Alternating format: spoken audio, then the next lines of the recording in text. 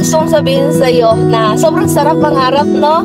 Pero mas masarap palang trabahuhin yung pangarap mo. Na hindi ka lang basta nag-dream ng gusto ko yun, gusto ko yun, gusto ko ng ganitong buhay, gusto ko ng sasakyan, gusto ko makapag-travel. Pero mas masarap pala yung feeling na habang tinatrabaho mo yun, alam mo may ginagawa ka para sa pangarap mo at doon mo mararamdaman yung pakiramdam o yung word na priceless feeling. Simple word, priceless feeling. Pero kapag na-experience at naramdaman mo, yun yung magpaparealize sa'yo, magpapaalala sa'yo ng mga sleepless night, mga pagod, puyat na ginawa mo, mga gutom na sinakripisyo tiniis mo para lang makuha mo yung pangarap na yon.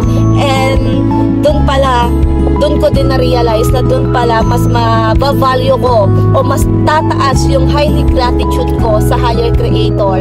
Kasi yung mga sacrifice na ginawa at pagtitiis at pagod puyat na yon pala ang magpapakita sa akin ng pagiging brave ko. Brave na sumubok ng mga bagay na akala ko hindi ko kaya.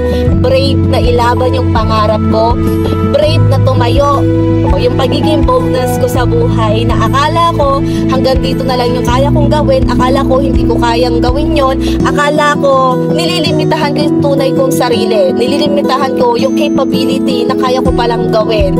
Pero nailabas yung fullest potential ko dahil sa pagiging bold ko na ilagay yung tamang diskarte, ilagay yung tamang sipag ko sa better opportunity.